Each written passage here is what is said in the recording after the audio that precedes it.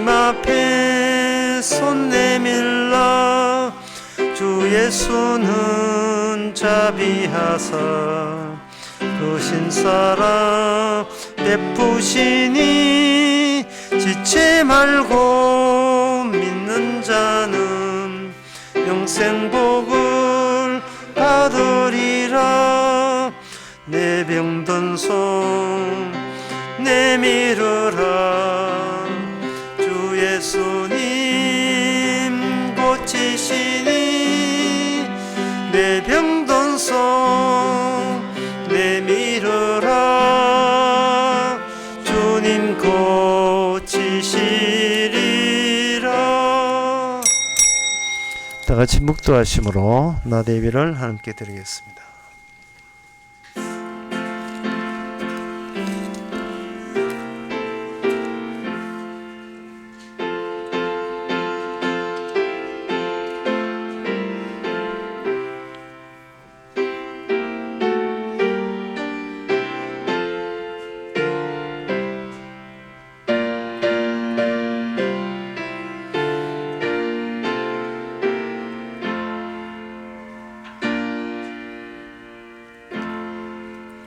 전능하사 천지를 만드신 하나님 아버지를 내가 믿사오며 그 외아들 우리 주 예수 그리스도를 믿사오니 이는 성령으로 잉태하사 동전 마리아에게 나시고 본디오 빌라도에게 고난을 받아서 십자가에 못 박혀 죽으시고 장사한 지 사흘 만에 죽은 자 가운데서 다시 살아나시며 하늘로서 전능하신 하나님의 편에 앉아 계시다가 저희로서 산자와 죽은 자를 심판하러 오시리라. 성령을 믿사오며 거룩한 공예와 성도와 성령과 죄를 사하여 주시는 것과 몸이 사는 것과 영원히 사는 것을 믿사옵나이다. 아멘. 나는 항상 소망을 품고 주를 더욱더욱 찬송하리다. 내가 청량할 수 없는 주의 의와 구원을 내 입으로 통일 전하리이다. 내가 주 여호와의 능하신 행적을 갖고 오겠사오며 주의 의, 곧 주의 의만 진술하겠나이다. 하나님, 저희들에게 확정된 소망과 확실한 현실을 주신 것을 감사합니다.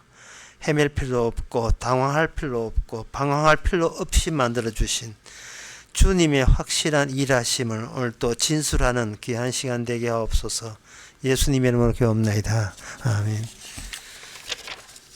교동문 49분 합시다.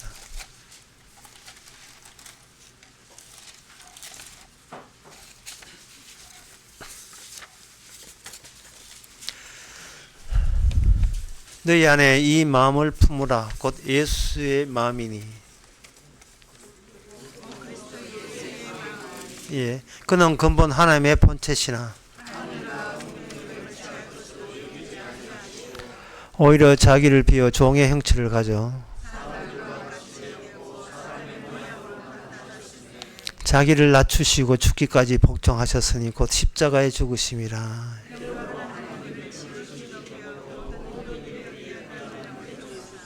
하늘에 있는 자들과 땅에 있는 자들과 땅 안에 있는 자들로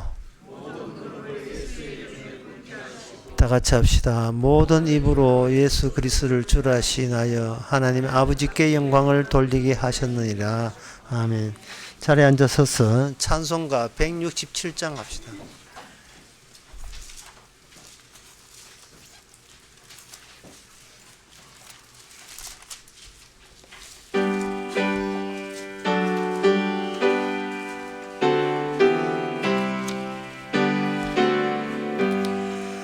주 예수의 강림이 가까우니 저 천국을 얻을 자 회개하라. 주 성령도 너희 부르시고 무천사도 나와서 영접하네. 주 예수의 너희를 찾으시니 외을 혹을 되지 않나. 온 세상 죄 담당 어린 양은 죄 많은 자 불러서 구원하네. 이 세상이 즐기는 제물로는 내 근심과 고초를 못 면하리. 또 숨질 때 위로를 못 얻으며 저 천국에 갈 길도 못 찾으리. 내 아버지 주신 생명 양식 다 배불리 먹고서 영생하라. 도덕심을 버리고 주께 오면 그 한없는 자비를 못 이루리. 이 세상 이 시간 다 같이 기도할 때 이만도 장로님 기도하시겠습니다.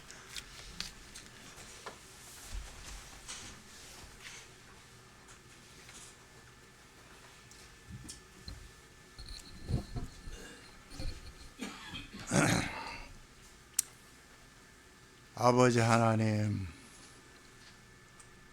저희들을 죄에서 구원하시려고 외아들 예수님을 이 땅에 보내주소서. 주님께서는 온갖 진리의 말씀을 이 땅에 선포하시며 저들을 구원하시려고 노력했지만 저희들은 주님을 십자가에 못을 박았습니다. 십자가에 못 박혀 피를 흘리시고 죽임까지 당하신 예수님, 그러나 3일 만에 부활하셔서 지금도 성령으로 저희들 곁에서 저들을 늘 심령 가운데 찾아주셔서 우리 교회로 오늘도 인도하여 생명의 말씀을 듣게 해주시니 너무나도 감사하고 감사합니다.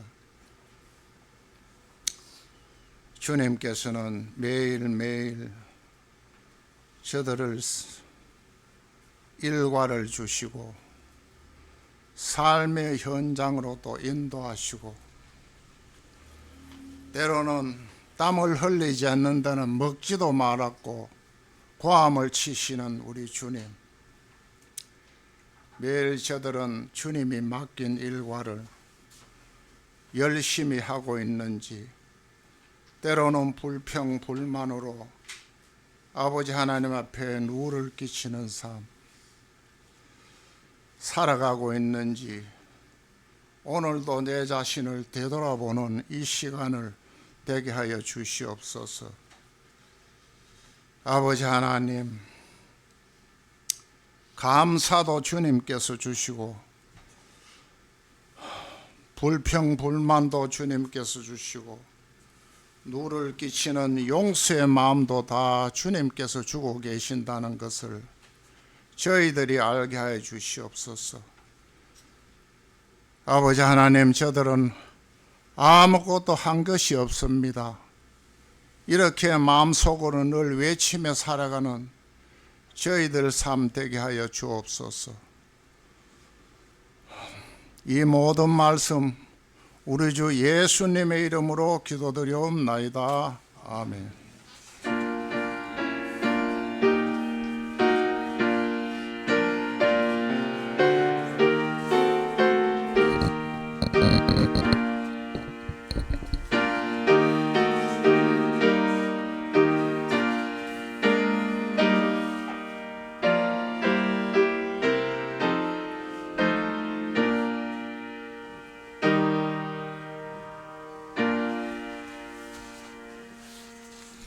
네, 이 시간 광고 시간입니다. 내일 우리 교회에서 대구 성경 공부 모임이 있습니다. 다른 광고 없으면 찬송가 274장 합시다.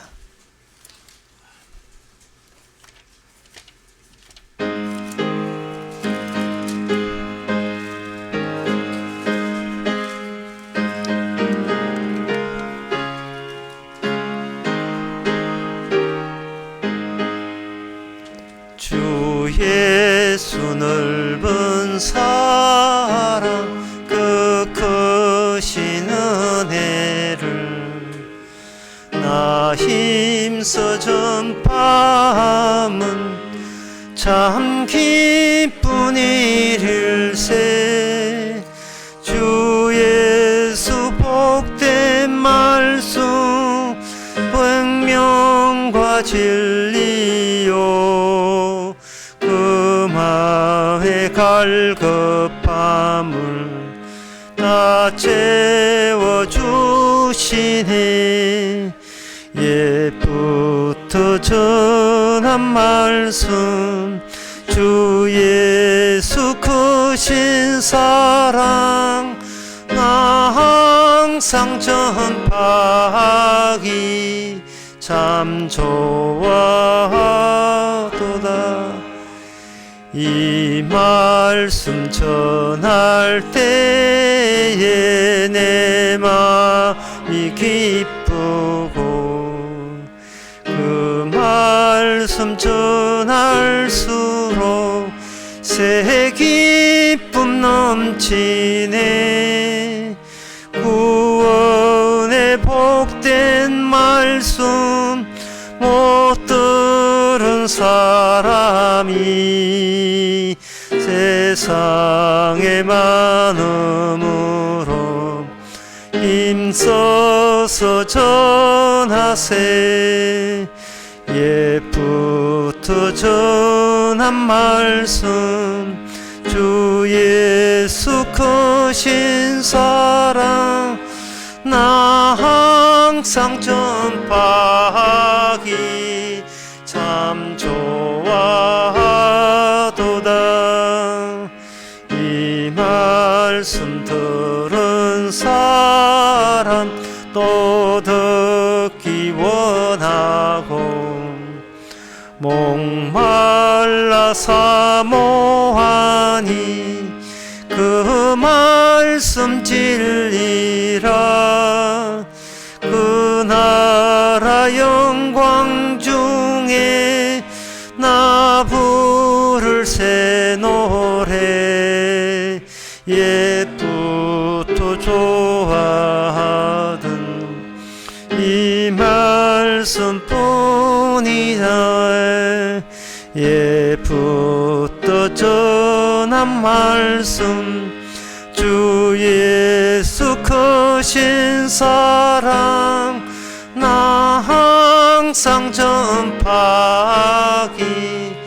참 좋아도다. 하나님의 말씀은 디도서 3장 8절에서 9절까지입니다. 이 말이 밉보도다 원컨대 너가 이 여럿 것에 대하여 굳세게 말해라. 이는 하나님을 믿는 자들로 하여금 조심하여 선한 일을 힘쓰게 하려 함이라. 이것은 아름다우며 사람들에게 유익하니라. 그러나 어리석은 변론과 족보 이야기와 분쟁과 율법에 대한 다툼을 피하라. 이것은 무익한 것이고 헛된 것이니라. 아멘. 사도 바울이 내가 이 여럿 것에 대해서 굳세게 말해라 하는 것은 그 여럿 것이 뭐냐 하면은 지난번에 나왔던 본문에 나왔던 겁니다. 우리를 구원하시되 우리의 행한 바 의로운 행위로 말미암지 않고 이것도 여러 것에 포함됩니다. 오직 그의 긍휼하심을 쫓아 중생의 씻음과 성령의 새롭게 하심으로 구원을 하셨나니 이것도 여러 것에 이것에 해당돼요. 그 다음에 성령을 우리 구주 예수 그리스도로 말미암아 우리에게 풍성히 부어주사 이것도 이 여러 것에 해당되는 겁니다. 7절에 우리로 저의 은혜를 힘입어 의롭다 하심을 얻어 영생의 소망을 따라 후사가 되려 하심이라.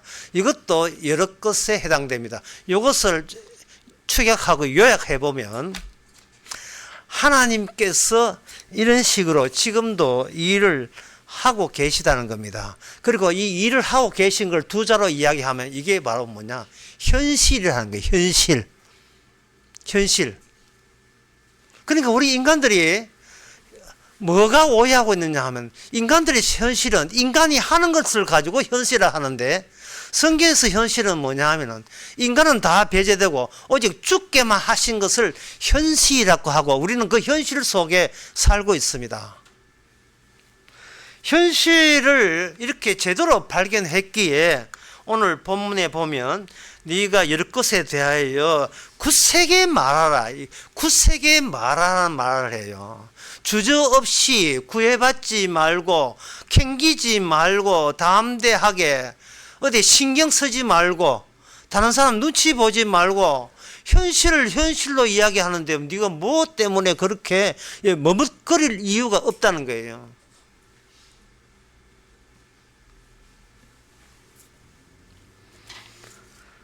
참 이게 그렇게 하면서 사도 바울이 또 다른 현실을 이야기하는데 그게 바로 9절에 나옵니다. 그러나 어리석은 이렇게 토를 달았어요. 어리석은 자들이 있는데 그러나 어리석은 변론과 족복 이야기와 분쟁과 율법에 대한 다툼을 피해라고 이야기했어요. 사도 바울이 말하는 현실은 이렇게 보면 됩니다. 사람을 두 종류로 구분하고 있다. 이것도 또한 현실입니다. 자기가 얻은 구원에 대해서 요약을 하지를 못하고 그걸 담대히 굳세게 말하지 못하고 이렇게 찾아가는 형식, 내 구원은 어떻게 하면 내 구원을 얻을 수 있을까 찾아가는 식으로 아주 미완료된 상태에서 헤매고 있는 그런 부류가 또 있다는 거예요. 분명히 그 3장 5절에 우리의 구원은 우리의 행위에 의로운 행위로 되지 않았다고 분명히 언급을 했는데 이걸 거부하는 거예요. 나의 의로운 행위로 구원되지 않는다고 명시가 되어 있거든요. 분명히 밝혀놓았는데 이걸 모른다는 거예요. 모르는 이유가 6절에 성령을 안 받았기 때문에 성령을 풍성히 안 받았기 때문에 그런 현상이 나는 거예요. 그래서 이 사람을 두 종류로 나누는데 하나는 뭐냐 하면 성령을 받고 보니까 내 행위로 구원받지 않는다는 것을 이거는 굳세게 말해도 상관없다는 안정감을 갖고 있는 사람과 그렇지 않고 구원을 어떻게 하면 내가 죽어서 천당 갈 수 있느냐 천국 갈 수 있느냐 역시 여전히 헤매고 있는 사람, 그 헤매고 있는 사람을 사도 바울은 아주 단호하게 두 사이를 구별하고 있습니다. 그럼 한쪽은 뭐냐? 한쪽은 성도는 주님과 연결되어 있는 사람이고 그렇지 않는 쪽은 하나님과 연결이 되지 못한 사람이에요. 그러면 연결이 되지 못한다는 것을 상관하게 우리는 안 믿는 사람 입장에서 예측하게 생각하는데 사실은 거기 예측하게 생각할 필요는 없습니다. 그 이유가 그들이 있기 때문에 우리가 있어요. 성도가 있어요. 그들이 있기 때문에. 무슨 말인가 하면 사도가 사람을 두 종류로 나누는 이유는 나는 알았으니까 나만 알면 되지 이게 아니라 상대를 알고 난 뒤에 상대와 나 사이에 무엇이 있고 무엇이 없는가를 살펴볼 수 있는 여유를 가져야 돼요. 예를 들면 하마스하고 이스라엘 전쟁할 때에 우리는 일단은 하마스 입장이 되어보는 겁니다. 땅 없이 70년 동안 헤매고 있는, 유리하고 있는 자기 땅인데 쫓겨간 하마스의 심정으로 돌아가는 거예요. 팔레스타인 그 주민들로 돌아가는 겁니다. 그들의 거주민을 충분히 생각해서 그 다음에 나온 질문이, 우리는 이렇게 잘못한 게 없고 그냥 소박하게 내 땅에서 내 농작물 재배하면서 사는데 왜 이스라엘은 나를 공격하는가? 라는 질문을 해야 돼요. 나는 아무 죄가 없는데 왜 이스라엘은 지금 잘 살고 있는데 원래 우리 땅인데 지가 뭔데 외부에서 와서 나가라고 하느냐? 이 너무 억울하다. 그런 심정을 갖고 그 다음에 이스라엘이 왜 우리를 공격하는 이유를 따져야 됩니다. 이 불교도 마찬가지예요. 우리가 불교는 뭐 미시다 할 게 아니라 우리가 아주 불도가 심한, 어릴 때부터 불도 집안에서 불도가 심한 불교만이 질려갖고 이걸 철석같이 믿는 사람의 입장으로 돌아와야 돼요. 돌아와서 왜 기독교는 불교를 이게 엉터리 종교라고 하는지, 그런 질문을 우리가 할 수 있어야 돼요. 우리가. 이 본문도 마찬가지입니다. 여기에 사도 바울은 어리석다고 이게 단서를 붙였지만 사실은 어느 인간치고 자기의 행함으로 자기의 구원을 얻겠다는데 이게 뭐가 잘못이에요? 눈에 보이는 이 세상은 점점 늙어가면서 병들어가면서 희망 없다는 것은 다 아는 거고, 죽어서 인간은 어떻게 될지 그게 잔뜩 궁금하거든요. 궁금하면서 이 땅과 하늘나라에 뭔가 공통점이 있을 것이다. 그거는 선한 것이고 의로운 것이다. 따라서 이 땅에 착하게 살면 아마 이거는 거의 100%는 모르겠지만 아마 이거는 천국 가고, 이 땅에서 뭐 남 해롭게 하고 사기치고 못되게 굴면 분명히 이거는 나중에 지옥 가서 염라대왕 앞에서 벌 받는다. 라는 그런 마음이 우리가 기본적으로 우리 마음이라는 것을 인정을 해 줘야 돼요. 그러니까 이 땅에 살면서 그냥 보내지 말고 착한 일, 바른 일을 해서 그것이 누적이 되게 되면 우리는 죽어서도 천국에 심사할 때 천국 쪽으로, 너는 천국 쪽으로 살아라. 착하게 살았으니까, 남한테 말 배려하고 도와줬으니까 내가 보상해 줄게 하는 것이, 그것이 너무나 당연하다고 여기면서 그렇게 생각을, 철떡의 마음을 그렇게 먹으면서 그 다음에 질문을 해야 돼요. 왜 사도는 인간의 의로운 행위로 구원받지 못하게 하는 거야? 그렇게 돼야 돼요. 그런 질문을 안 하니까 성경 아무리 보고 교회 다녀도 소용없는 거예요.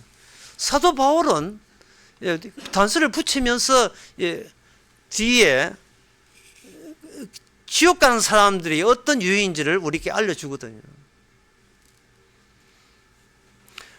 성경을 거기에 대해서 질문을 이제 우리가 했다 칩시다. 왜 바르게 살면, 이순신 장군이나 세종대왕이나 세양대왕이 뭐 착하냐 그건 모르겠습니다만, 그런 사람들, 독립투사들, 자기의 몸 바쳐서 목숨 바쳐서 나라 구했던 사람들, 왜 그 사람들이 복음 모른다는 이유 때문에 왜 지옥 가야 되는지, 그런 마음을 가지고 성경을 보고 질문을 해야 됩니다. 질문을 할 때 비로소 성경의 창세기 2장 3장부터 이제 시작이 돼요. 그게 뭐냐 하면은 인간이 사는 이 현실의 모습은 망한 모습이에요. 망했던 거예요. 창세기 2장 3장에서 선악과 따먹음으로써 망한 겁니다. 벌써부터 망한 거예요. 우리는 이 현실 속에서 얼마나 착하냐 의로운가 그런 거 따지지 않아요. 그냥 망했다는 것을 현재 우리가 하루하루 살아가는 게 그냥 망한 모습이에요. 망한 이유가 뭐냐 하면 성경에 의하면 인간은 하나님의 의를 이룰 수 없다는 거예요. 성경에 의하면 이 의를 이룰 수 없어요. 그러면 의를 이룰 수 없지만 최선을 노력을 하면 되지 않느냐. 이게 내가 최선을 노력할 권한 또 없어요.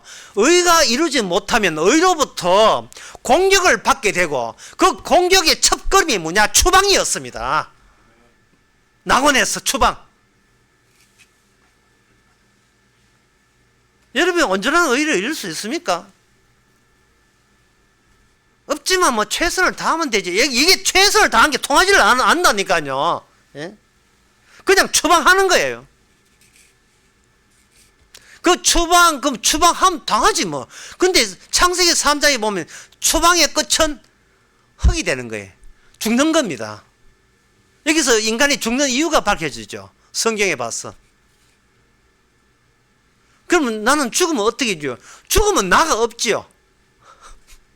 죽으면 흙이 되기 때문에 아담이, 예, 살아있는 아담 자체가 흙이 되는 아담이 된다는 말은 주님께서 처음에 살아있다는 아담에다가 나중에 흙이 되는 아담을 거기다가 엎어버려요. 엎어버리면 살아있는 게 아니고 죽어가고 있는 아담이 되고, 죽어가고 있다는 아담은 곧 이게 뭐냐? 아담이 없다가 돼요.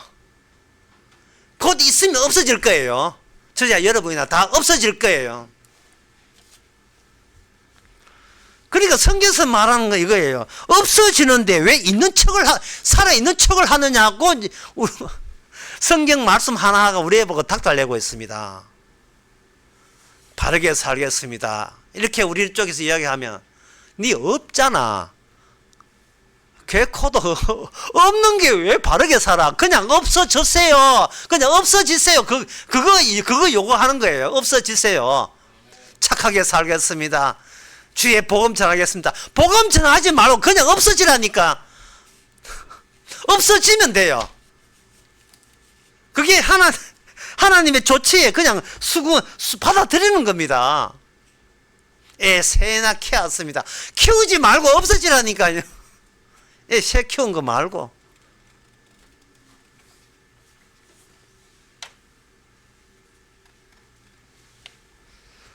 그러면 여기 뒤에 나오는 어리석은 자의 논란, 예?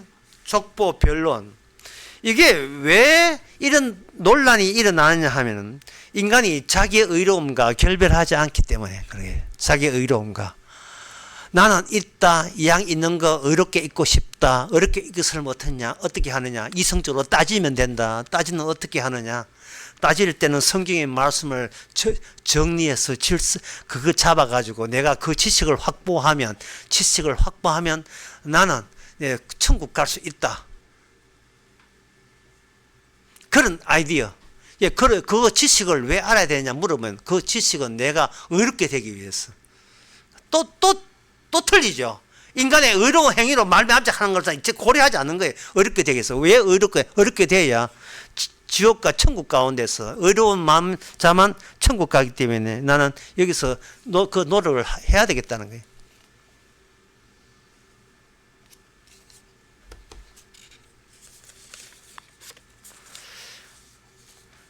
제가 아까 이야기한 것처럼 이 성도의 특징은 주님과 연결되는 겁니다. 그 주님과 연결되는데 인간은 이게 성령을 받지 않은 사람은 자기가 단독적으로 자기 문제이기 때문에 내가 해결을 하려고 하는 거야. 내가 구원받는 것도 내 손에 달렸다고 생각하는 거예요. 그래서 자기가 노력을 열심히 하는 거예요.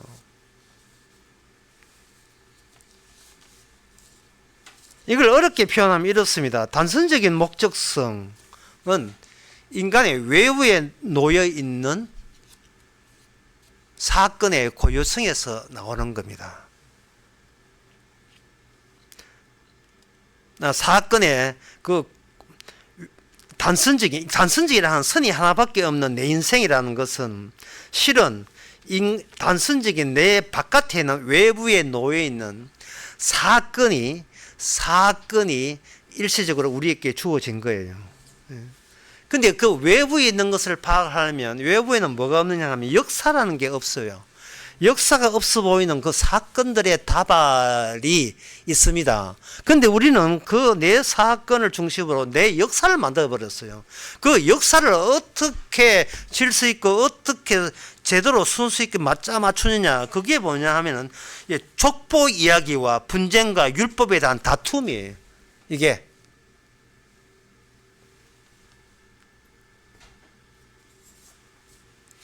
역사가, 인간은 자꾸 단선적인 걸 또는 역사를, 족보 이야기를 잘 제대로 이게 제대로 꾸려야 이게 하나님 앞에서도 인정받는다는 그 생각이 있는 거예요. 신학 체제를 제대로 잡아야 이 신학 체제는 정통 개혁주의, 정통 신학이 되어야 하나님이 그건 인정한다는 거예요. 누가 그런 구라를 쳐요? 교회가 그렇게 하잖아요. 교회가 그거 해놔야 이단에 속하지 않는다는 거예요. 그거 누구 위한 논쟁이죠? 예? 주님의 연결은 나와 연결될 때 그 연결되시는 분은 이렇게 너라는 존재가 아니고 우연적 존재예요. 예. 역사 속에 포함되지 않은 우연적 인물이 누구냐면 예수님이에요. 인간들이 하도 자기들이 살아있는 척을 하니까 주님께서는 이 땅에 오셔가지고 인간들이 살아있는 척한테 밀려서 돌아가시고 말았어요.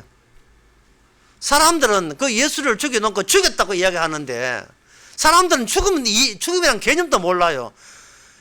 인간이 죽었다고 했는데 주님 아버지께서는 예수님을 살만에 살게 함으로써 네가 이해하고 있는 죽었다는 개념은 거의 틀려먹었다는 거예요. 진짜 죽음은 예수님의 경험만이 죽음이지 우리는 죽어도 죽음을 모르게 되어 있어요. 인간이 뭐 아는 게 있어요. 죽음이 뭔지도 몰라요. 숨 끊어지는 것은 죽음이 아닙니다. 그냥 제가 아까 이야기했잖아요. 그게 흙이 되어 가는 것이고 처음 태어날 때부터 그렇게 흙이었던 거예요. 태어날 때부터. 인간은 산 적이 없었던 겁니다. 하루라도 살아본 적이 없어요. 그냥 죽음의 현상이죠. 죽음이라는 것은 부활하신 분이 경험한 것이 죽음이에요.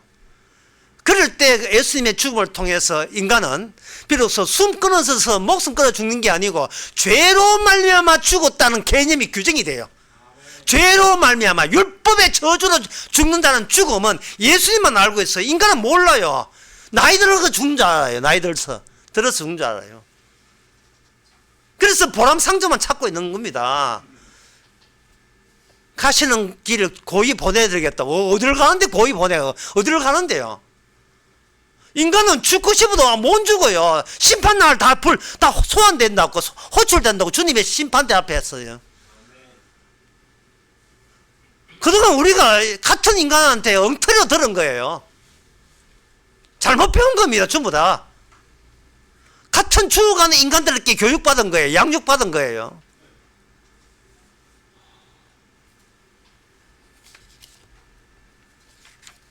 그래서 성경을 그냥 퐁으로 본 겁니다. 이러한 그 족보 이야기와 분쟁, 율법의 다툼, 이것을 이런 사람도 있을 수 있지만 이런 걸 안 하는 사람도 있을 수 있지 않겠느냐. 이런 것을 안 하는 사람이 없어요. 왜 그러냐 하면은 이거 어리석은 변론과 족보 이야기가 율법에 관한 이 논쟁, 그 논쟁을 파헤치면 그 원조가 누구냐 하면 바로 이스라엘이고 유대 바리새인과 사두개인과 서기관들이었어요. 예수님이 누구한테 죽었느냐 하면은 그 인류를 대표해서 바리새인과 사두개인과 서기관들과 그들이 만나서 예수님이 돌아가셨던 겁니다. 그들이 인류를 대표한다는 말은 인간이 갖고 있는 인간의 내부의 의식은 내가 의로워야 죽었어도 내가 안심이 된다는 이 기본적인 이 심보를 바리새인들이 대변해 주고 있었던 겁니다. 바리새인들이 그런 자신감이 있었던 것은 그들에게 모세의 율법이기 때문에 그러는 거예요. 하나님이 특별히 우리를 봐줘서 하나님만이 알고 있는 그 속내를 우리에게 알려줬다. 그게 율법이다. 따라서 율법 지키면 구원받는다는 뜻으로 주었다. 지키자. 이게 바리새인들의 일관된 의식이었습니다.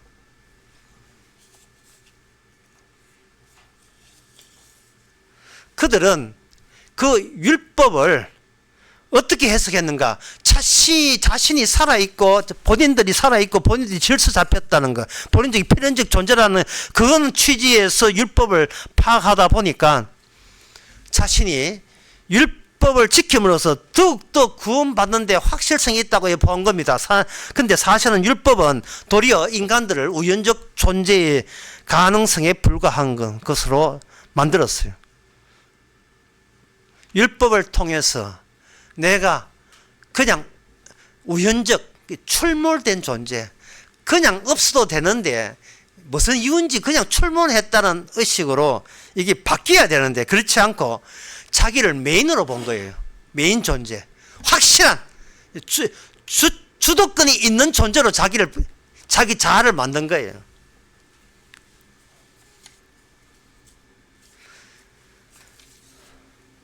예수님께서는 너희들이 이 땅에 태어난 것은 실은 우연한 것에 불과하다. 거기에다가 의미 주지 마라. 그냥 왜 태어났지 몰라야 되는 존재예요.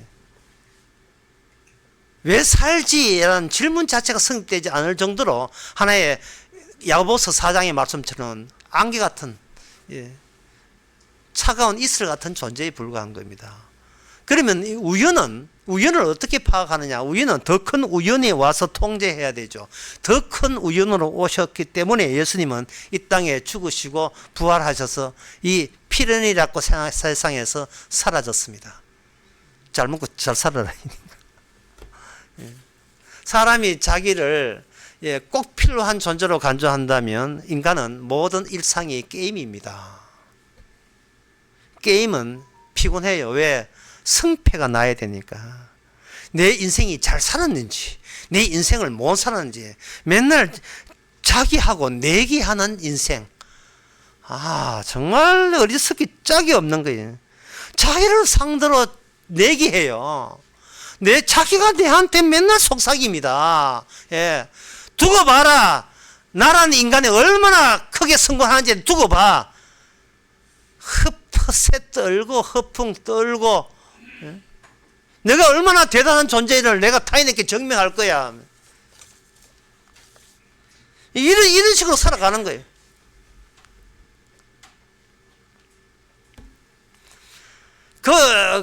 그래서 자기보다 어렵지 않은 건 죄진 인간을 아주 개무시하는 자들이 누구냐? 바리새인과 사두개인과 서기관들이었습니다. 예수님께서 의도적으로 그들이 무시하는 창녀, 그들이 무시하는 세리를 들먹이죠. 너희들보다 이 창기와 세리가 먼저 하늘나라 간다. 그들을 자극시키는 거예요. 말씀으로 자극시키는 거예요. 왜 뭔가 이게 예수님이 십자가 죽고 실제로 부활하면서 뭔가 세상이 잘못되어 있고 이 완전 뒤집어져 있다는 감을 받아셔야 돼요. 지금 나에 대해서 나의 평가가 이게 잘못됐다는 감을 잡아야 돼요. 이미 망해버린 세계가 아니냐는 생각을 해봐야 됩니다. 이거는 노력해도 안 돼요. 개선이 안 된다니까요. 내 인생을 애쓴다고 내 인생이 구원받은 인생이 안 돼요. 저부터 안 된단 말이죠. 하나님의 의의 수준을 우리가 따라잡을 수가 없어요. 하나님의 요구를 우리는 들을 수가 없습니다. 마태복음 5장에 보면 주께서 율법을 이야기하면서 이런 이야기했어요. 어떤 율법에 보면 한 푼이라도 못 갚으면 그 인간을 지옥에 보낸다고 되어 있어요. 얼마나 율법이라는 것이 압력감을 주는지요. 단 하나라도 어기면 전체를 다 어기게 되니까요. 이거 무슨 수로 감당할 수 있어요? 어떻게 감당하시려고요? 감당 못하지요. 그러니까 다시 한번 설교 처음에 얘기 다시 한번 말씀드립니다만은 내가 행한 게 아니고 주께서 무슨 일을 행하는지 주목하시라 이 말입니다. 내가 일상을 어떻게 살아가는가 주목하지 마시고 주께서 우리에게 무슨 일을 벌렸었는가를 보란 말이죠. 마가복음 8장 15절에 주께서 어떤 일을 벌였는가, 이런 일을 벌렸습니다. 8장 15절에서 21절까지 예수께서 경계하여 가라사대 바리새인의 누력과 헤롯의 누력을 조이하라. 여기 누력이라는 이야기를 했어요. 제자들이 뭐 알아듣습니다. 제자들도 우리가 똑같아 뭐 알아들어요. 누력을 주의하라. 그러니까 제자들이 서로 수근수근대면서 주님 우리한테 떡이 없는데요. 제자들의 생각은 이거예요. 너희들께 빵이 있잖아. 빵이 있는데 빵 있지. 거기서 누룩 빼고 먹어라 라고 제자들은 그렇게 이해한 거예요. 그러니까 제자들이 한 말이에요. 뭐 빵이라도 있어야 뭘 빼고 자시고 빵조차가 없지 않습니까? 라고 했을 때 주님께서 답답해서 이런 말씀하십니다. 18절에 너희 마음이 두냐냐? 아니 노골적으로 노골적으로 지적합니다. 너희가 눈이 있어도 보지 못하고 귀가 있어도 듣지 못하느냐? 또 기억지 못하느냐? 너희들은 지금 내가 너희에게 빵 이야기 한다고 생각하느냐, 누룩 이야기 한다고 생각하느냐를 묻는 거예요. 분명히 바리새인의 누룩을 주의하라 했는데 제자들은 누룩은 어디 안에 있다? 빵 속에 있다. 누룩 이야기하는 것은 우리에게 빵 이야기하는구나. 그렇게 생각한 겁니다. 마태복음 16장에서 그것을 주님께서 구체적으로 이야기합니다. 이것은 12절에 보면 이제서 제자들이 떡의 누룩이 아니라 바리새인과 사두개인의 교훈을 삼가라는 그 말씀인 줄 깨달았다. 이렇게 되어 있습니다. 그러면 그렇다면 주님께서 처음부터 바리새인의 그 교훈과 그 말씀을 삼가라 하면 되는데 왜 빵 이야기 그 누룩 이야기 해서 빵을 연상하도록 왜 그렇게 하느냐?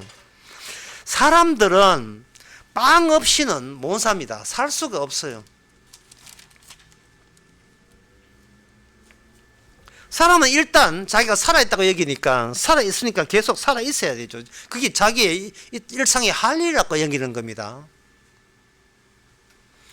그런데 사람들은 빵을 원하고 있어요.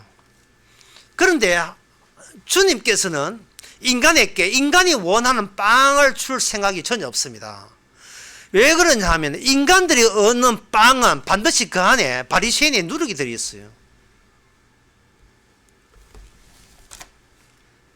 여러분들도 지금 무슨 이야기인지 지금 뭐 하는 이야기인데 제자들하고 똑같은 것 같은데 이게 무슨 이야기냐 하면 출애굽기 12장 20절에 주님께서 이스라엘 사람에게 애굽에서 나오면서 생명을 줄 때 조건이 있었어요. 그게 뭐냐 하면은 네가 이 날을 지키는데 이 절기를 지킬 때에 12장 20절에 너희는 아무 유교물이든지 먹지 말고 너희 모든 유하는 곳에서 무교병을 먹을지라. 유교병과 유교병 차이가 뭐냐? 누룩이 있는 것을 이스트가 인간의 먹기에 폭신폭신한 그 빵집에서 파는 딱 맛있는 그걸 이스트가 들어가 있거든요. 예. 발효 물질이 들어가 있는 거. 이게 누룩이에요. 네가 그날 네가 진짜 인간이 얻을 수 없는 진짜 생명을 얻었던 그날에 너는 인간이 먹는 누룩들은 빵을 먹지 말라는 거예요. 누룩 없는 빵을 먹어라. 일주일 동안 누룩 없는 빵을 먹는다 해서 교가 없는 그게 무교절이라고 하는 거예요. 6월절 그 다음 날 무교절이에요. 6월절 하루고 그 다음 날 8일 동안 유교절이에요.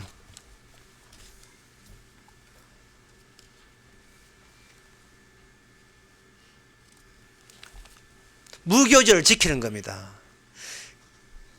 이게 누룩이 없는 빵 먹는 거 그거하고 생명하고 무슨 상관이 있느냐라고 또 상관을 지어야 돼요. 왜냐하면은 하나님의 일은 예수님부터 이야기 시작한 게 아니고 창세기부터 계속 줄곧 이어져 왔고, 예수님은 바로 구약에서 했던 그 모든 것을 주께서 성취하는 입장에서 일을 하셨기 때문에 그렇습니다.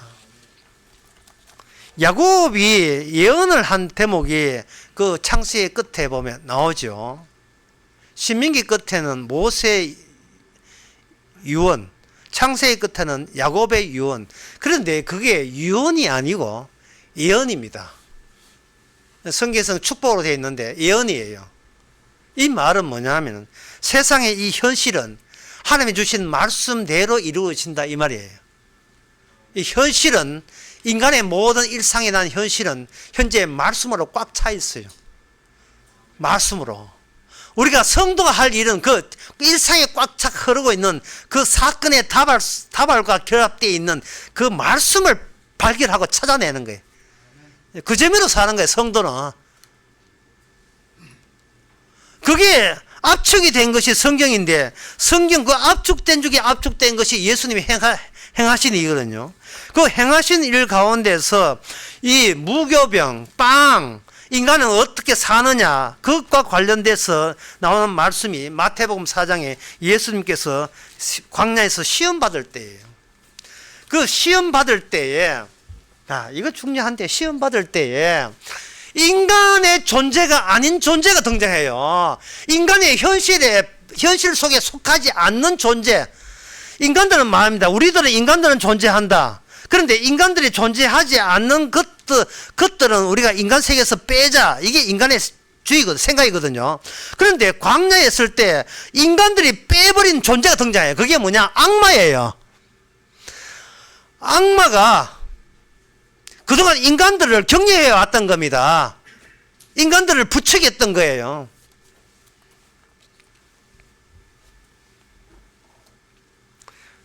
무슨 뜻이냐면은, 인간은 내가 살아있다는 것이, 이것이 악마가 준 이게 유혹이라는 사실을 인간은 아무도 생각 못했어요. 내가 엄연히 살아있다, 지금 아프면 째면 아프다, 이것이 악마가 준 유혹이라는 사실을 아무도 몰랐어요. 아프니까 살아있다. 죽은 자는 고통이 없지만 아프니까 분명히 안 죽었으니까 지금 살아있는 건 맞잖아. 여기에 대해서 난 옳다고 생각한다. 이게 마귀의 생각이라는 사실을 아무도 몰라요. 악마가 광야에 예수님과 맞닥뜨렸습니다. 그때 악마가 예수님한테 제일 먼저 질문한 것이 모든 인간들의 속에 원하는 것을 질문했어요. 예수, 당신도 다른 인간과 마찬가지, 다를 바 없어, 똑같잖아 라고 한 식의 질문이 뭐냐? 예수님이 현재 40일 동안 굶고 있습니다. 그 점을 감안해 보세요. 아무것도 지금 안 마시고 아무것도 안 먹고 있어요. 안 마시고 안 먹고 있다는 것은, 이거는 인간의 본성과, 인간들이 생각해 인간의 본성에 위배된다고 생각하는 거예요. 그게 인간의 본성이라는 생각을 아무도 못하죠. 모세가 시내산에서 아무것도 안 마시고 아무것도 안 먹었어요. 그게 하나님이 원하는 이 가장 인간다움이에요. 왜? 아무것도 안 마시고 아무도 안 먹어도 모세는 영생과 함께 있었잖아요. 그게 사는 거잖아요. 그 영생을 가지고 사는 것이라고 한다며, 사는 것. 그게 우연적인 거거든요. 근데 인간은 언제부터 먹고 살아야 산다고 생각하는 겁니다. 그 먹고 살기 위해서는 돈이 필요하고. 그래서 제가 그 울산 강의에서 내가 칠판에 크게 썼어요. 돈이 자존감이라고, 자존심이라고. 돈 없어봤어요. 자존심도 없어지죠. 돈이 자존심이에요. 이거는 마땅하고 당연하다고 다들 그렇게 알고 있습니다. 아파도 돈 없으면 못 고치니까. 얼마나 서럽겠습니까? 악마가 예수한테 이야기합니다. 사람은 떡으로만 사는 것이 아니고 하나님의 입으로 나 모든 말씀으로 사는 것이라 되었다 하는 것은 예수님이 이야기하는 거고, 마귀가 하는 말이 이 돌덩이가 떡덩이 되게 하라 라고 이야기했어요. 이 돌덩이가 떡덩이 되게 하라. 예. 니도 기도해야 먹어야 기도해야 될 게 아니냐, 이렇게 이야기한 겁니다. 그럴 때 사람은 떡으로만 살 것이 아니라, 떡으로만 살 것이 아니라, 이 말씀은 뭔 뜻이냐 하면은, 내가 곧 떡인데, 내가 곧 빵인데, 예수님 자신이 빵이니, 내가 빵이라는 거예요. 산다 안 산다는 것은, 산다 안 사는 것은 악마 밑에 인간들의 관심사고, 주님은 내가 빵이라는 거예요. 내가 떡이라는 겁니다. 그게 요한복음 6장 46절 51절 나옵니다. 예, 조금 길더라도 제가 다 읽겠습니다. 너무 중요해서요. 요한복음 6장 46절에 이런 아버지를 본 자가 있다는 것이 아니라 오직 하나님께서 나온 자만 아버지를 보았느니라. 진실로 너희에게 이르노니 믿는 자는 영생을 가졌나니 내가 곧 생명의 떡이다. 너희의 조상들은 광야에서 만나를 먹었어도 죽었거니와 이는 하늘에서 내려온 떡이니 사람으로 하여금 먹고 죽지 않게 하는 것이라. 나는 하늘에서 내려온 산떡이니 사람이 이 떡을 먹으면 영생하리라. 내가 줄 떡은 세상의 생명을 위한 내 살이다. 이렇게 이야기했어요. 인간들이 예수님을 찾는 이유가 요한복음 6장에 보면 오병이어하고 난 뒤에 너가 왜 나를 찾았나 하니까 떡 주셨잖아요. 기적적으로 떡 주신 분 모세 이후에 당신이 처음입니다. 모세 이후에 당신이 처음. 모세는 광야에서 만나를 주었듯이 당신이 우리에게 떡을 주었습니다. 모세처럼 우리는 당신을 존중할 마음 준비가 돼 있다는 거예요. 왜? 우리를 살려주시니까. 그럴 때 예수님이 이야기합니다. 모세 준 만나 먹었는데 살아서 죽어서를 묻는 거예요. 만나 먹어도 모세 준 만나를 먹어도 죽었잖아 라는 겁니다. 왜 그들은 만나가 너희들이 원하는 떡의 일종이라고 생각하느냐 이 말이죠. 만나의 뜻은 뭐냐 하면은, 만나의 뜻은 죽으라고 주는 거예요. 하나님이 주신 떡이라는 개념과 내가 원한 떡이라는 개념의 그 차이가 죽음을 야기한 거예요. 죽음을. 주의 모든 말씀은 왜 우리가 죽음 마땅한가를 보여주기 위해서 말씀을 준 거예요. 죽어가는데 살려달라고 준 말씀이 아니라 말씀이 우리를 죽이는 거예요. 예수님이 우리를 죽이는 거예요. 이거 새삼 죽이는 게 아니고 죽을 자를 죽였다고 확인사살하는 거예요.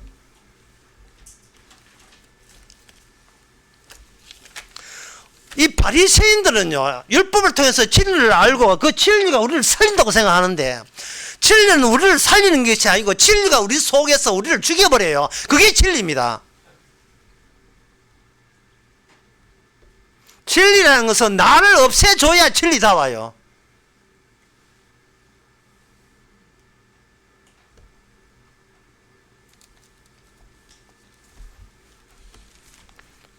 마가복음 7장 26절에 정말 예수님도 칭찬했지만 놀라운 믿음이 나옵니다.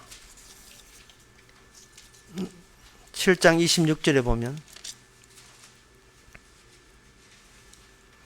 그 여자는 헬라인이요 수로보니게 족속이라. 25절에 보면 예수님이 어느 지경에 두로 지경에 가는데 어떤 더러운 귀신 들린 어린 딸을 둔 여자가 예수의 소문을 듣고 그 발에 엎드렸다고 되어 있어요. 이 여자의 어떤 믿음을 갖고 있느냐 하면은 내 딸이 귀신 들린 것도 주님의 뜻입니다. 믿음을 갖고 있었어요. 내 딸이 귀신 들린 것도 주님의 하시고자 하는 일에 편입된 일입니다. 주께서 일으킨 사건입니다. 꼭 받아들인 거예요. 수로보니게 여인이에요.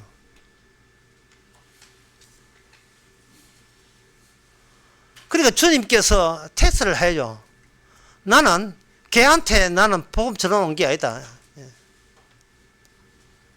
잘 알다시피 걔한테 오지 않나 하니까 여자 하는 말이 제가 개입니다. 주인이 있는 개입니다. 주인이 있는 개이기 때문에 주인에서 밥상에서 떨어지는 그걸 먹고 사는 개로 저는 그걸로 그 연결이 저의 전부입니다 하는 거예요. 예수님이 주인이고 나는 주님의 개가 되든 뭐가 되든 소가 되든 연결되었다는 거. 이거는 나를 잃어버렸다는 거예요. 내 고유의 내 자신을 잃어버린 거예요. 주님과 한 몸통이 된 겁니다. 이게 영생이에요. 주님이 떡이고 떡의 확장이 떡의 열매가 바로 나 자신이라는 거예요. 여러분 좀 바리새인 사두개인과 한 비교해 보세요.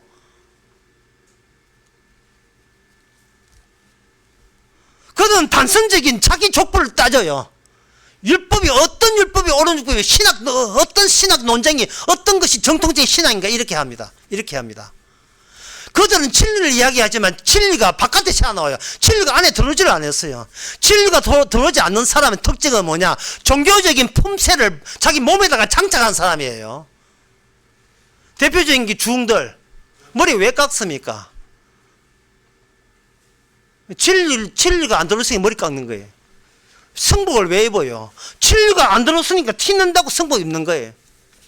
신부들, 로만 칼라, 수녀들 머리 뒤집어 서는 거. 이슬람 여자들 히잡 인도네시아 그 관계들 모자 뒤집어 서는 거. 왜 뒤집어 섭니까? 천주교 그 성동에 천주 집에 가면 이거 묵주 해가지고 하다가 잡을다가 차는데 한 묵주 돌리는 거. 왜 돌립니까? 진리가 안 들어오니까 여전히 자기가 살아있는 거예요. 내 쪽에서 뭘 하면 나는 구원받는가 이것만 출창 그것만 생각하는 사람들이.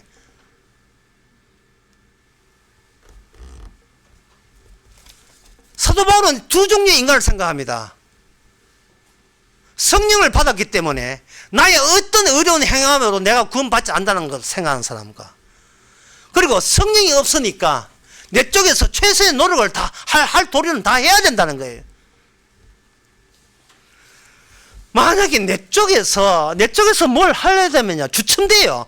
주춤거린다고요. 주춤거리면 오늘 그 디도서 나오는 말씀 여기 8절에 이 여러 것에 대하여 굳세게 말하니, 굳세게 말하지를 못해요. 굳세게 말하지를 못해요.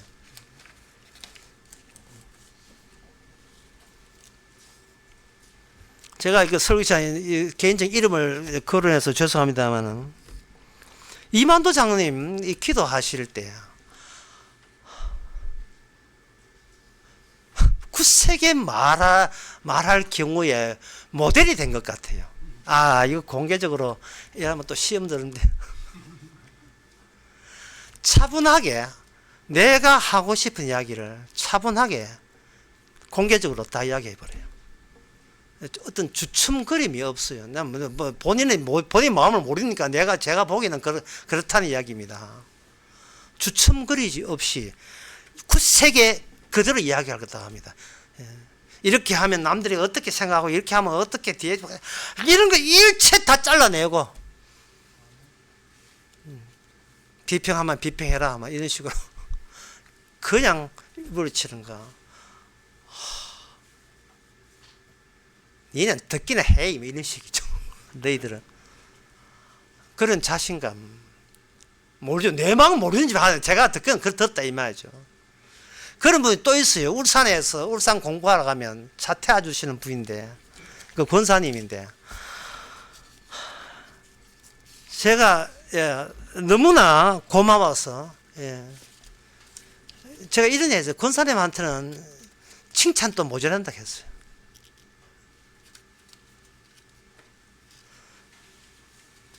왜냐하면 할 소리를 여과 없이 다 해버리니까 얼마나 그게 보기 좋은지요.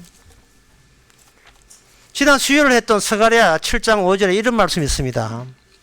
그 성읍 거리에 동남과 동녀가 가득하여 거기서 장난한다. 장차 예루살렘 성에서 일어나는 일이에요. 동남과 동녀, 어린애죠. 어린애의 남자와 어린애의 여자가 같이 장난치면서 거기서 논다는 거예요. 거기서 같이 놀면서 장난치는 거예요. 이게 뭐냐면 성도한테는 인생이 그냥 놀이예요. 진지할 필요가 없어요. 진지할 필요가 없어요. 그냥 장난치는 거예요. 인생이. 주눅들 이 필요가 없다니까요. 게임을 할 필요 없어요. 그냥 성패가 없어요. 뭐 장난쳤는데 무슨 성패가 있어요. 장난쳤는데 그냥 놀이인데요. 인생 자체가 놀이인데요. 그게 바로 성령이 주는 자유 아닙니까?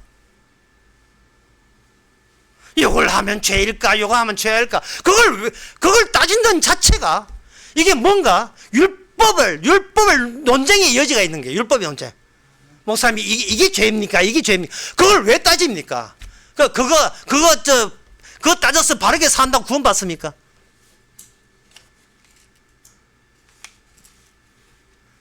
왜 살아있는 척을 하시고 왜 어려운 척을 하셔요?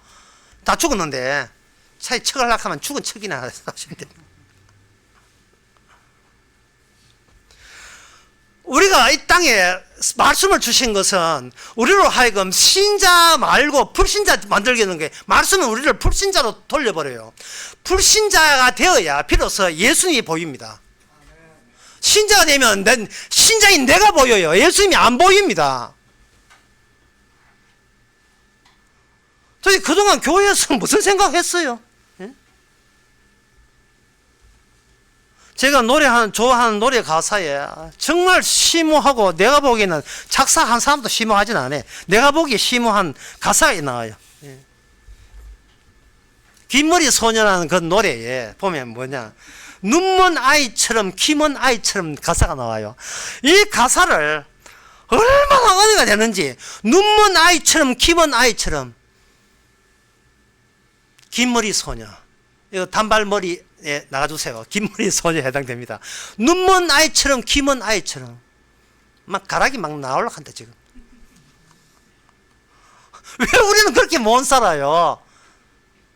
뭐가 그렇게 주눅 들었습니까? 좋은 아버지, 좋은 엄마, 좋은 자식, 아이고 그래가 지옥에 나가세요. 사도 바울이 사는 데는 필연적 세상이 이 땅이 아니고 하늘나라예요.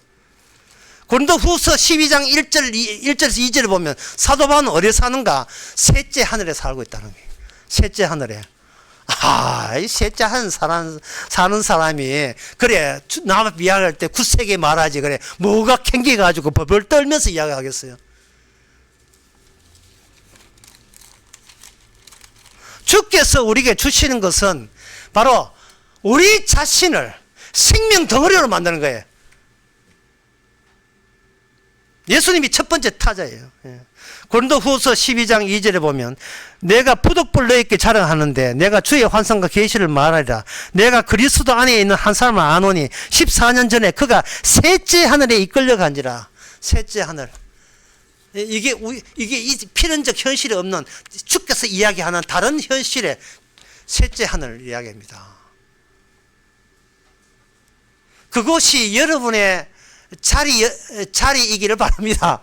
그 셋째 하늘에 지금 여러분이 앉아있는 나무 의자 말고 셋째 하늘에 앉으시기 바랍니다. 앉아있는 것을 확인해 주시기 바랍니다. 그렇게 되려면 여러분과 예수님이 여러분 자신에서 어떻게 해서 되는 게 아니고 주님의 생명의 몸통이 되면 돼요. 열매가 되면 된다고요.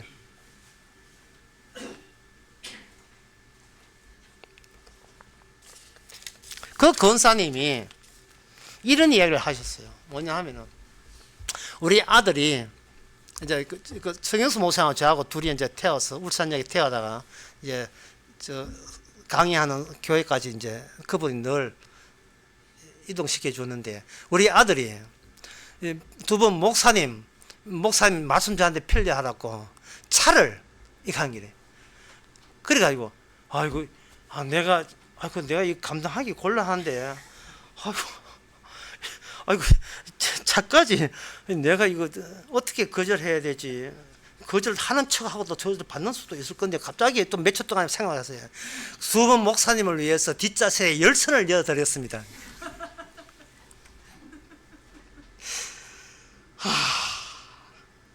열선, 두 차가 아니고 열선. 예. 정말 그 이야기를 거침없이 하시는 그 권사님의 자유가 부럽다. 정말. 열선, 차가 아니에요. 떳떳하게 가시라고, 엉덩이에. 권사님이 차가면서 얼마나 겸손하지. 나는 뭐 모든 게 기억이 안 나고 모든 걸 못해. 왜? 어릴 때부터 연탄가스를 많이 봤어가지고. 칭찬 안 할 수가 없죠. 제가 그 이야기 듣고. 예. 굳세게 이야기해요. 굳세게. 거침없이 굳세게, 거침없이 핥히게, 굳세게 이야기하세요. 이렇게 하면 내가 남한테 해꾸이 되고, 이렇게 하면 나는 내가 남한테 피를 주면 나는 천국 가는데 뭔가 손상이 되고, 이런 계산을 전혀 하지 않는가. 이게 동남동녀. 인생 자체가 그냥 놀이에요. 놀이. 인생 자체가 게임이 아닌 그냥 놀이에요. 승부가 없는 거예요. 왜? 자기 인생이라는 게 없으니까. 내가 관리해야 될 내 인생이 없어졌으니까요.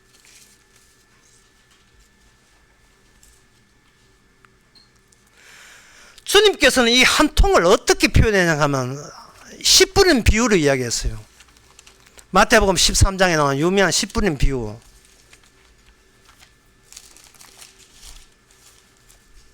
그 10분의 비유에서 예수님께서 현실을 어떻게 보느냐 하면은, 현실은 주께서 우연적으로, 필연이 아니고 우연적으로 뿌려대는,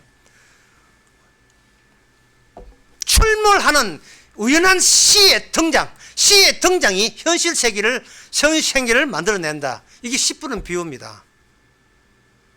그러면 인간은 시하고 아무 상관이 없어요.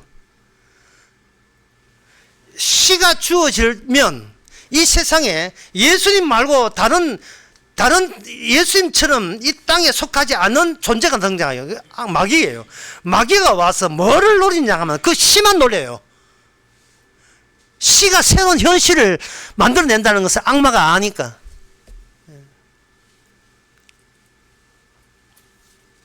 악마는 그동안 인간에게 네가 먹어야 산다, 빵이 중요하다, 이런 식으로 했잖아요.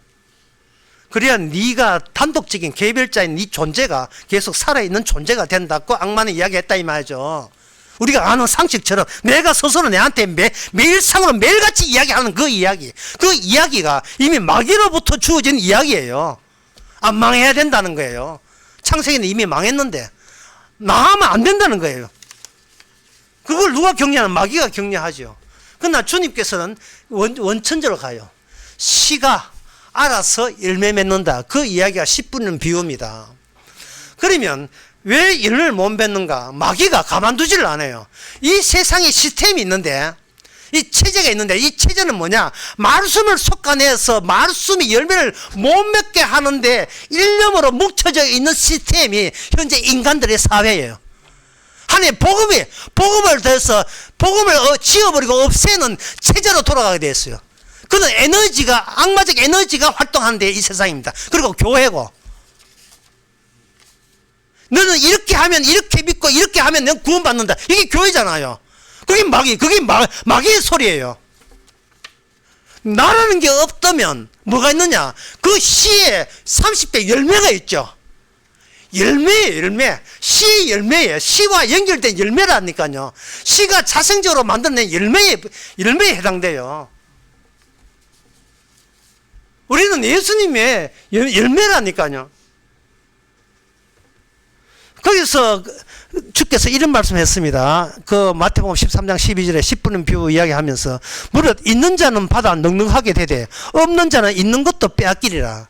여기서 이 대목에서 어려운 대목은 뭐냐? 없는데 어떻게 있는 것을 빼앗을 거리가 있느냐 하는 그 문장이에요. 없는데 있는 것도 빼앗기리라. 없는데 왜 있는 것이 생겼지? 이상하잖아요. 없다는 말은 말씀이 없는 거. 그래서 말씀이 없는데도 내가 살아있다가 있는 것은 빼앗기리라. 네 없음으로 내가 화들짝 다 들춰내줄 테니까. 주께서 있다고 하는 것은 예수님의 존재만, 예수님의 몸통만 있어요. 우리는 그 지체고 열매가 되는 거예요. 그러면 우리가 거울에 비친 우리의 모습은 뭐냐?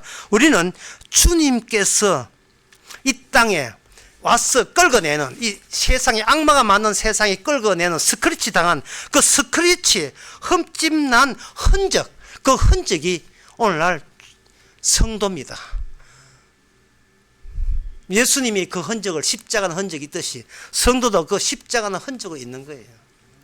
그들은 족보를 자랑하고 역사를 자랑하고 논쟁을 좋아하고 율법이 뭐냐를 따지면서 계속 주님의 성령이 자생적으로 만들어낸 성도를 스크래치, 그들의 존재에 흠집을 내고 구박을 하고 핍박을 해왔던 거예요. 그들은 뭐 하러 먹으니까.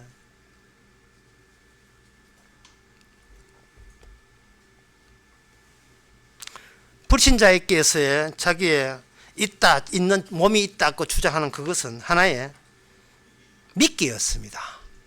유인책이었고,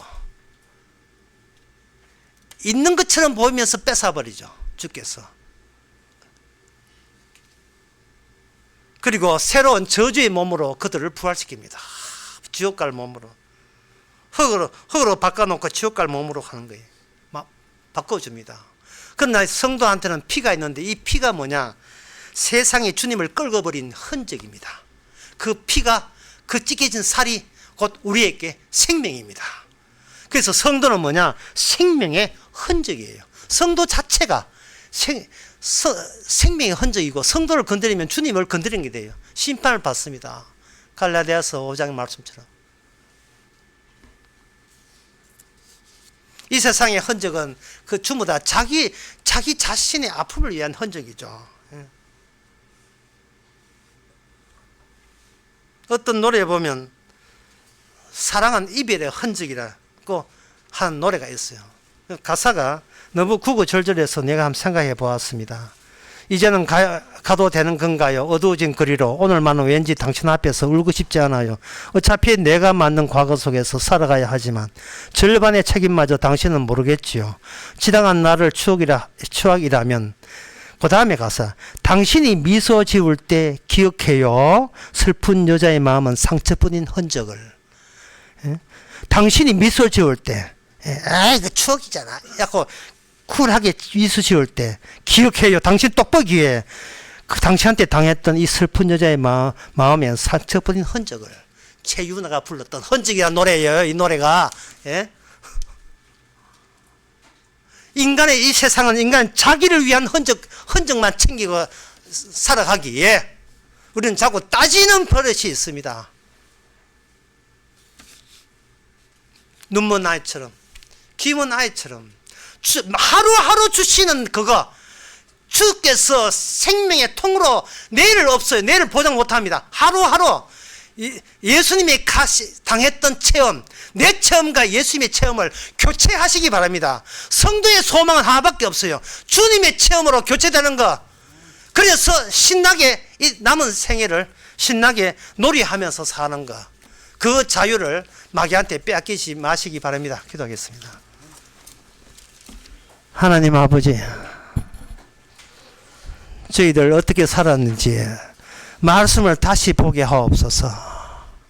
누가 우리로 하여금 복음을 막았는지, 누가 우리로 하여금 진리를 막았는지 곰곰이 생각해 보면 바로 우리 자신이 우리의 복음을 막았다는 사실을 깨닫고 그것마저 감사할 수 있는 저희들 되게 하옵소서. 예수님의 이름으로 기도합나이다. 아멘. 다 일어나서서 346장 합시다.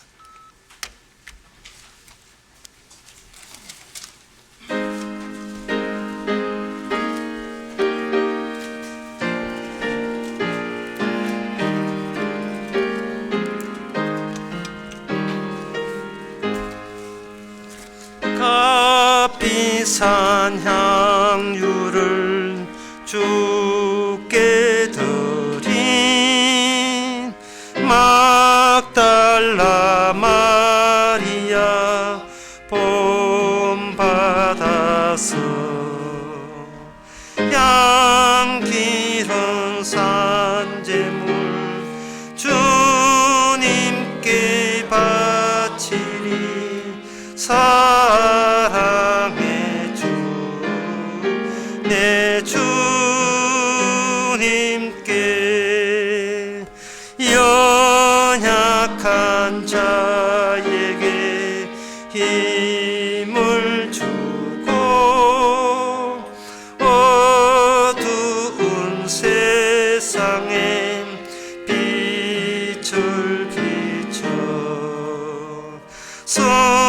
성실과 인내로 내 형제 이끌리 사랑의 주 내 주님께 두려운 마음에 소망 주고 슬픔에 쌓인 자 위로하며 길 잃은 자들을 친절히 이끌린 사랑의 주 내 주님께 인생의 황혼이 깃들어서 이 땅의 수고가 끝날 때에